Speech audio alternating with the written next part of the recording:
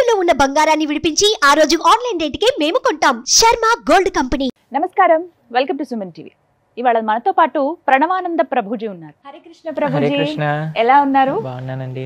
చాలా సంతోషం. వ్యూవర్స్ అడిగిన కొన్ని క్వశ్చన్స్ కామెంట్స్ రూపంలో ఉన్న వాటిని మాత్రమే మీ ముందు ఉంచాను. ఇవాళ నేను ప్రత్యేకంగా అడిగే కన్నా ఇక్కడ ఉన్నటువంటి ఆడియన్స్ ఎవరైతే ఉన్నారో వీళ్ళు అడుగుతారు. మరి స్టార్ట్ చేద్దామండి. తప్పకుండా. సనాతన ధర్మంలో చనిపోయిన వాళ్ళని మన దేవుడితో సమానంగా పూజిస్తారు కదా, మన భగవద్గీతలో అలా ఉందా? మీరేం చెప్తారు?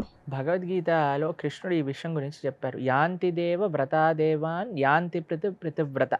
ఏమంటారంటే కృష్ణుడు భగవద్గీతలో ఎవరైతే దేవతలను పూజిస్తారో ఏ దేవత పూజ చేస్తే వాళ్ళ లోకానికి వెళ్తారు.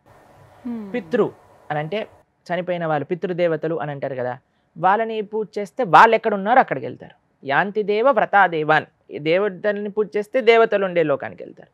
పితృలను పూజ చేస్తే పితృలు ఉండే లోకానికి వెళ్తారు. భూతానియా అంటే భూతేజ్య, భూతాలు అంటే ఏదైతే ఆత్మలు అని అంటారు కదా, వాటిని పూజ చేస్తే వాళ్ళు ఉండే లోకానికి వెళ్తారు. నన్ను ఆరాధన చేస్తే నా లోకానికి వస్తారు అని కృష్ణుడు చెప్పాడు. ఇప్పుడు మనం చెన్నై ట్రైన్ ఎక్కి నేను ముంబై వెళ్ళాలి, ముంబై తీసుకెళ్ళు అంటే తీసుకెళ్తుందా అండి? తీసుకెళ్తుందా? ఎక్కడ టికెట్ కొంటే అక్కడికే కదా తీసుకెళ్ళేది. అలానే మనం ఎవరిని ఆరాధన చేస్తే అక్కడికి వెళ్తాం. కానీ మళ్ళీ మిగతా ఆరాధనలో ఏంటి ఒక విషయము అని అంటే కృష్ణుడు దీన్ని కూడా భగవద్గీతలో చెప్పారు. ఆ బ్రహ్మ భువనాలోక పునరావృత్తినో అర్జున మాముపేత్యతు కౌంతేయ పునర్జన్మ న విద్యతే. ఈ ప్రపంచంలో భగవంతుడు ఉండే స్థానం కంటే ఇంకా ఏ స్థానానికి వెళ్ళినా సరే మళ్ళీ పుట్టాల్సి వస్తుంది మనుష్యుడిగా. కానీ కేవలం భగవంతుణ్ణి ఆశ్రయించి భగవంతుడి ఉండే ఆ నిత్య వైకుంఠ గోలోక క్షేత్రానికి వెళ్ళామనుకోండి, అక్కడి నుంచి మళ్ళీ కిందికి ఈ ప్రపంచంలోకి రావాల్సిన అవసరం ఉండదు. ఎందుకు ఈ ప్రపంచంలో ఎందుకు రాకూడదు అని అంటే ఈ ప్రపంచం మొత్తం కష్టాలతో నిండి ఉన్నది కాబట్టి. ఎంతమంది కష్టాలు కావాలి? కుంతి మహారాణి అయితే అడిగింది, కానీ మనమైతే అడగలేం కదా. మేము ఇంజనీరింగ్ చదివేటప్పుడు చెప్పి, కృష్ణ నాకు ఇంకోసారి మాత్రం అస్సలు జన్మ అంటూ ఉండకూడదు, ఎందుకంటే మళ్ళీ నేను ఈ మ్యాథ్స్ ఎగ్జామ్ మాత్రం రాయలేను అని ప్రార్థన చేస్తుండేవాడిని. కాబట్టి ఇక్కడ ఉన్నాయి అన్నీ కూడా మిజరబుల్ కండిషన్స్. కానీ వైకుంఠం ఎటువంటి ప్రదేశం అని అంటే అక్కడ దెర్ ఇస్ నో దుఃఖం అనే వర్డ్ కూడా ఎవరికి తెలియదు. అక్కడ కేవలం ఆనందం, భగవంతుడి యొక్క సేవలో ఆనందం. కాబట్టి అందరినీ ఒకలా పూజిస్తే ఒకటే డెస్టినేషన్కి వెళ్తాము అనేది రాంగ్ అండి.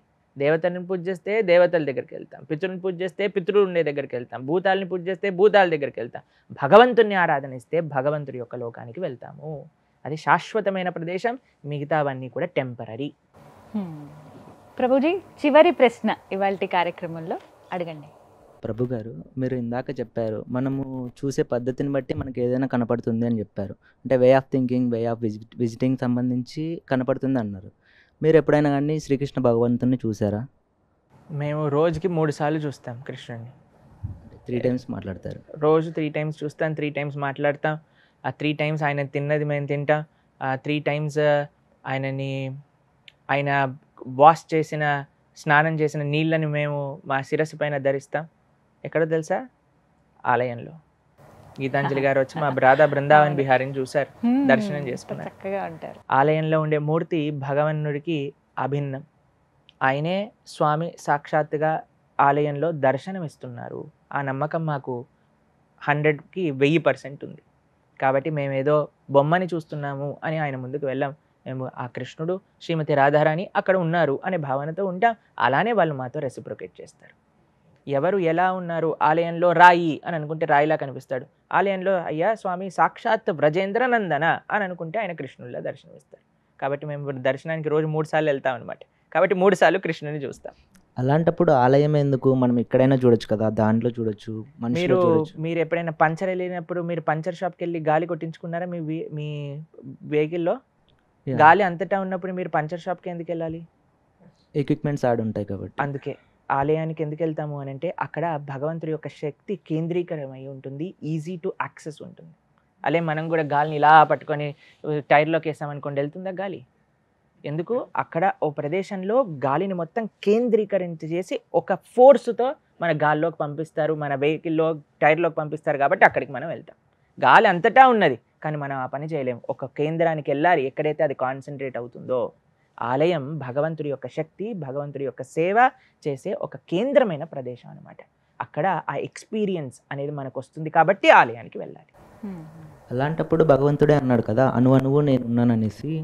మీరు అయితే కనుక ఆలయంలోనే ఉన్నారంటున్నారు. మీరు కరెక్ట్గా మా ప్రశ్న వినలేదు. మీకు ఇచ్చిన ఎగ్జాంపుల్లో మేమేం చెప్పాం, అంతటా గాలి ఉన్నది కానీ పంచర్ షాప్కి ఎందుకు వెళ్తారని మీరు చెప్పారు, ఎందుకంటే అక్కడ కావాల్సిన ఇన్స్ట్రుమెంట్స్ ఉన్నాయి కాబట్టి. భగవంతుడు ఆలయంలో ఒక్కడే ఉన్నాడు అని కాదు, అంతటా ఉన్నాడు. కానీ ఆలయంలో ఆయనను చూడటం ఈజీ, యాక్సెసబుల్, సర్వీస్ చేయడానికి. ఇప్పుడు గాల్లో ఉన్న భగవంతుడికి నేను అలంకరణ చేయాలి అని అంటే చీర కట్టగలుగుతానా, నెమలి పింఛం పెట్టగలుగుతానా, హారం వేయగలుగుతానా? కానీ ఆలయంలో చేయొచ్చు కదా. So it is not the only place where God is, but it is the place where God is. అంతటా ఉన్న భగవంతుడు ఆలయంలో లేడా? అంతటా ఉన్నారని నమ్ముతారా మీరు భగవంతుడిని? కాబట్టి ఆలయంలో కూడా ఉన్నాడు కదా. కాబట్టి ఆ ఆలయంలో భగవంతుడు ఇంకా యాక్సెసబుల్ అవుతాడు. ఇప్పుడు H2O వాటర్ అంటారు. ఆక్సిజన్ హైడ్రోజన్ రెండు గాల్లో ఉంటుంది, కానీ నీళ్ళు కావాలంటే వాటర్ బాటిల్లో తాగాలి. కానీ ఇట్లా గాల్లో నుంచి ఆక్సిజన్ ఇంకా హైడ్రోజన్ తీసుకొని నోట్లో వేసేసుకొని మనం ఇప్పుడు నీళ్ళు తాగేసాము అని అనలేం కదా. ఎక్కడైతే దాని ప్రజెన్స్ ఫీల్ అవుతుందో అక్కడ మనం వెళ్ళాలి. అది వాటర్ అయినా కానీ గాలి అయినా సరే ఏదైనా. అలానే భగవంతుడు కూడా అణువులో ఉన్నారు, మన హృదయంలో పరమాత్మలా కూడా ఉన్నారు. ఆలయానికి వెళ్ళి ఆయనని దర్శించి ఆయనని సేవిస్తే ఈ రియలైజేషన్ ప్రాక్టికల్గా మారుతుంది. ఫస్ట్ కనీసం ఆలయంలో చూడటం నేర్చుకోవాలి. జనాలు ఆలయంలో ఉండేవాడిని రాయి అంటున్నారు, ఇంకా బయట ఎలా చూస్తారు దేవుణ్ణి చెప్పండి? కనిపించే దగ్గర చూడకపోతే కనిపించిన దగ్గర ఎలా చూస్తాం? ఫస్ట్ కనిపించిన దగ్గర అలవాటు చేసుకోవాలి మనం భగవంతుడిని చూడడానికి. తర్వాత మిగతా అన్ని చోట్ల కూడా ఆయన కనిపిస్తాడు. అదే ప్రార్థన మనకు ఉండాలి. హరే కృష్ణ. గురూజీ, ఇప్పుడు సహజంగా ఇంట్లో అందరూ దేవునికి ఉపవాసం ఉంటారు. సాటర్డే అని ట్యూస్డే అని ఉపవాసం ఉంటారు. ఇప్పుడు ఉపవాసం ఉండడం వల్ల మన ఉన్నట్టు దేవునికి అనుగ్రహం మనపైన ఏమైనా ఉంటుందా? ఫస్ట్ ఉపవాసము అంటే ఏంటో తెలుసుకోవాలి. ఓకే. ఉపవాసం, ఉప అంటే దగ్గరగా, వాసము అంటే ఉండుట. ఎవరికి దగ్గరగా ఉండుట అని అంటే భగవంతుడికి దగ్గరగా ఉండుట. ఇది ఉపవాసం యొక్క ప్రయోజనం. మరి తిండి ఎందుకు మానేయాలి అని చెప్పారు అని అంటే, మీరు చూడండి ప్రొద్దున లేవంగానే ఏం టిఫిన్ ఈరోజు అనగానే పాపం ముందు రోజు రాత్రి నుంచి ఇడ్లీ పిండి రుబ్బి ఆ ఇడ్లీ పిండిని తీసి దాన్ని ఫ్రిడ్జ్లో పెట్టి ఈరోజు ఇడ్లీ ఒకటేనా, చట్నీ సాంబార్ లేదా, చట్నీ సాంబార్ కూడా చేస్తున్నా, చట్నీ చేసి సాంబార్ చేసి, కారపొడి లేదా, కారపొడి కూడా తెచ్చి 10 ఇడ్లీలు తినేసాక తర్వాత నెక్స్ట్ క్వశ్చన్ ఏముంటుంది, మధ్యాహ్నానికి ఏం వండుతున్నావు, మధ్యాహ్నానికి ఇదండి, మళ్ళీ కూరగాయలు తెచ్చుకోవటం, కట్ చేయటం, వండటం, మళ్ళీ పెట్టడం. తినంగానే ఏమొస్తుంది, కొద్దిసేపు పడుకొని వస్తాను అని పడుకోవటం. మళ్ళీ సాయంత్రం పూట లేసాం కానీ చాయ్ కావాలి, బజ్జీలు కావాలి, అవి కూడా తింటాం. మళ్ళీ డిన్నర్ ఏంటి, డిన్నర్ చేస్తాం, పడుకో. ఎంత సమయం రోజుకి ఈ తిండి గోలలో పోతుంది తెలుసా మీకు? ఈ తిండిని కొద్దిగా ఒక్కరోజైనా దూరం పెడితే మనకి ఇంత సమయం మిగులుతుందో. రే ఇంత సమయం ఏంటి, ఈరోజు ఏం లేదా నాకు చేయడానికి? ఏం లేదయ్యా, నువ్వు మానేసింది తిండి మాత్రమే. ఇంత సమయం మిగిలిపోతుంది మనకి. కాబట్టి ఉపవాసం యొక్క మెయిన్ ప్రయోజనం ఏమిటి అని అంటే ఏదో ఒక పొద్దు ఉండటమో తిండి మానేయటమో కాదు. ఉపవాసం యొక్క మెయిన్ ప్రయోజనం భగవంతుడికి దగ్గరగా ఉండుట. అప్పుడు ఏవేవి నీ టైం కిల్లర్స్, నీ జీవితంలో ఏది నిన్ను భగవంతుడి దగ్గర నుంచి దూరంగా ఉంటుందో వాటన్నిటిని ఆపేయి ఆ రోజు. కానీ ఉత్తి తిండి మానేసి ఎప్పుడు పడుకుంటూ ఏంటి గుడికి రావాలి, లేదు నీరసంగా ఉంది, అసలు నాకేం శక్తి లేదు, వేస్ట్ అయిపోయినట్టే. ఉపవాసం రోజు ఎంత వీలైతే మనం భగవంతుడి దగ్గరికి వెళ్ళి ఆలయంలో దర్శనం చేసుకుంటూ చక్కగా ఇంట్లో భగవన్నామ సంకీర్తన, భాగవతం, భగవద్గీత వినటము, చదవటము, దేవుడికి పూజ చేసుకోవటం, అభిషేకం చేసుకోవటము, గోవుకి సేవ చేయటము, ఇలా కానీ మనం ఏకాదశి కానీ మిగతా ఉపవాసాలు కానీ చేస్తే అప్పుడు మనకి కృప వస్తుంది. కేవలం తిండి మానేయటం వల్ల కృప రాదనమాట. తిండి లేని వాడు కూడా మానేస్తున్నాడు కదా పాపం, తిండి లేని వాడు వాడిపైన స్పెషల్ కృప వస్తుందా భగవంతుడికి? కాదు కదా. కాబట్టి భక్తి భావన అనేది ముఖ్యం. మనం ఏం చేస్తున్నా సరే చాలామంది ఏం చేస్తారు అంటే, ఇప్పుడు ఏమైపోయిందంటే స్పిరిట్ పోయింది, రిచువల్ మాత్రం మిగిలిపోయింది. అంటే స్పిరిచువల్ అని అంటాం కదా మనం, ఆధ్యాత్మికత అని అంటారు. స్పిరిచువల్ అంటే ఎందుకు చేయాలి, దేనికోసం చేయాలి అనే విషయాలు ఎవరికి తెలియదు, కానీ చేయటం మాత్రం ముందుకు వచ్చేసింది. మీకు ఒక విషయం చెప్తాను. ఒకసారి ఒకళ్ళ పెళ్ళి జరుగుతుందట. అయితే పెళ్ళికి పిండి పదార్థాలు చేస్తారు కదా అన్నీ. ఒక పిల్లి వచ్చి తింటూ ఉన్నదట. అయితే వాళ్ళ అమ్మకి చాలా విసుకొచ్చిందట, ఈ పిల్లి ఏంటి ఎప్పుడు వచ్చి తింటుంది, ఒక గంప తీసుకొని రారా, దీనికి బోల్తా వేయండి ఈ పిల్లి పైన అని అన్నారు. ఒక వ్యక్తి వచ్చి ఇలా బోల్తా వేశారనమాట పిల్లి పైన, వెళ్ళిపోయింది. అయితే ఈ కూతురికి ఎవరికైతే పెళ్లి చేసిందో ఆవిడికి కూతురికి మళ్ళీ పెళ్లి చేసేటప్పుడు చెప్పిందట, ఒక పిల్లిని తీసుకొని రా, ఒక గంప తీసుకొని రా, దాన్ని బోల్తా వెయ్యి అని. అంటే ఎందుకమ్మా, ఎందుకు అలా చెప్తున్నావు అంటే, మా అమ్మ నా పెళ్లిలో అలా చేసింది కాబట్టి నేను కూడా చెయ్యాలి అన్నదట. కాబట్టి అలా వస్తున్నాయి మనకి ఇప్పుడు అన్నీ కూడా. ఎందుకు చేస్తున్నావు నువ్వు? తెలియదండి, మా అమ్మ చేసింది.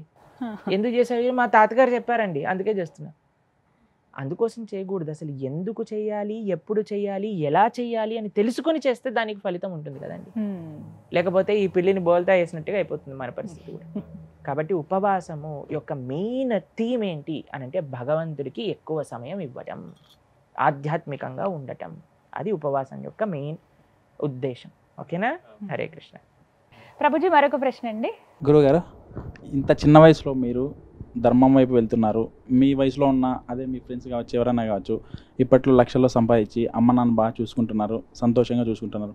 మీరు ధర్మం వైపే వెళ్తున్నారు అంటే ఇంత చిన్న వయసులో మీరు ఇలా ఎంచుకోవడానికి రీజన్ ఏమని చెప్తారా? మేము ఈ చిన్న వయసులో కాదు, మేము 7th స్టాండర్డ్ చదువుతున్నప్పుడు చెప్పాము మా అమ్మ వాళ్ళకి నేను సన్యాసం తీసుకుంటాను అని. అప్పుడు వాళ్ళు అన్నారు, వద్దు నాన్న 10th వరకు చదువు, తర్వాత వెళ్ళు అన్నారు. సరే అని 10th పూర్తి చేశాను. తర్వాత చెప్పాను, ఇప్పుడు వెళ్ళాలా అని అంటే, ఇప్పుడు వద్దు నాన్న కొద్దిగా ఇంటర్మీడియట్ చదువు అన్నారు. సరే అని ఇంటర్మీడియట్ అయిపోయాక నేను చెప్పాను, ఇప్పుడు వెళ్ళొచ్చా సన్యాసం తీసుకోవడానికి? వద్దు వద్దు వద్దు, ఇంజనీరింగో మెడిసినో ఏదో ఒకటి నీకు నచ్చింది, దాని తర్వాత వెళ్ళు. సరే అని ఇంజనీరింగ్ పూర్తి చేశాను. దాని తర్వాత జాబ్ వచ్చింది. దాని తర్వాత అమ్మ నాన్న కొన్ని రోజులు వర్క్ చేశాక చెప్పా, అయ్యా నేను వెళ్ళాలనుకుంటున్న ఆశ్రమానికి, మీకు ఏమన్నా డబ్బులు కావాలంటే సంపాదించి ఇస్తాను, నాకు మీ దగ్గర నుంచి ఒక డబ్బు కూడా అవసరం లేదు, నీకేది ఆనందం అయితే అది చెయ్యి నువ్వు అని చెప్పారు. మా అమ్మ నాన్న ఇద్దరు నన్ను ఫుల్ ఆశీర్వదించి పంపించారు ఆశ్రమానికి. ఇప్పుడు మనం అనుకోవచ్చు, అయ్యో మిగతా వాళ్ళందరూ ఇంత డబ్బులు సంపాదిస్తున్నారు, మా స్నేహితులందరూ ఏమంటారు తెలుసా, మీకు ఫోన్ చేసి, మరి నేను కూడా నువ్వు చెప్పినప్పుడు ఇస్కాన్ క్లాసెస్కి వస్తే ఎంత బాగుండేది, నీ జీవితం ఎంత బ్రహ్మాండంగా, ఎక్కడికి వెళ్ళినా సరే ఎంతమంది మీ మాటల వల్ల ట్రాన్స్ఫార్మ్ అవ్వటం చూస్తున్నాం, కానీ మేము మాత్రం ప్రొద్దు నుంచి రాత్రిక టిక్ టిక్ టిక్ టిక్ అనే కంప్యూటర్ ముందే కూర్చొని కళ్ళండి పాయింట్లు పెరిగిపోయాయి, తల పైనుండి జుట్టు అంతా ఊడిపోతుంది, ఇంకా పెళ్లి కావట్లేదు అని కష్టాలు పడుతున్న వాళ్ళు కూడా చాలామంది ఉన్నారు. ఇప్పుడు మా అమ్మ నాన్న ఇలా అనుకోండి, they are so proud parents. ఏ ప్రోగ్రామ్ అయినా హైదరాబాద్లో వాళ్ళు వస్తారు, వాళ్ళకి ఎక్కడికి వెళ్ళినా సరే, ఓ వీళ్ళు ప్రణవానంద దాస్ గారు అమ్మా నాన్న పదండి స్పెషల్ దర్శనం ఇప్పించాలి అని ఆలయంలోకి తీసుకెళ్ళిపోతారు. కాబట్టి దే ఆర్ సో హ్యాపీ. మొదటిసారి మీరు స్టూడియోకి వచ్చినప్పుడు కూడా మీ నాన్నగారు, మా నాన్నగారు ఫస్ట్ టైం ఇంటర్వ్యూ చేయడానికి వచ్చినప్పుడు మా నాన్నగారు వచ్చి దింపి అన్ని చూసుకొని వీడిని బాగానే అన్ని చేస్తున్నారా అని తీసుకెళ్ళి వెళ్ళారనమాట. సో ఇప్పుడు మీకు ఒక విషయం చెప్తారు, మీరు చిన్న వయసు అని అంటున్నారు కదా, ఎవరికి చిన్న వయసు, ఎప్పటికీ చిన్న వయసు? మనం ఎన్ని కోట్ల జన్మలు వెళ్ళిపోయాం ఈ జన్మలో, కానీ మనం వెయిట్ చేస్తే పెద్దగా అయ్యే వరకు ఉంటామో లేదో ఎవరికి గ్యారంటీ ఉందండి. కాబట్టి ఇప్పుడు మనకి సమయం ఉన్నప్పుడు దాన్ని భగవంతుడికి సేవ చేయాలి అని ఒక సంకల్పం ఉండింది మాకు. తర్వాత ఇప్పుడు మీరు ఒక్క విషయం చూడండి, ఇప్పుడు నేను ఈ ఏజ్లో ఉన్నాను కాబట్టి ఇంత తిరగలుగుతున్నా, ఇన్ని ప్రోగ్రామ్స్ చేయగలుగుతున్నా ప్రొద్దున నుంచి రాత్రి దాకా.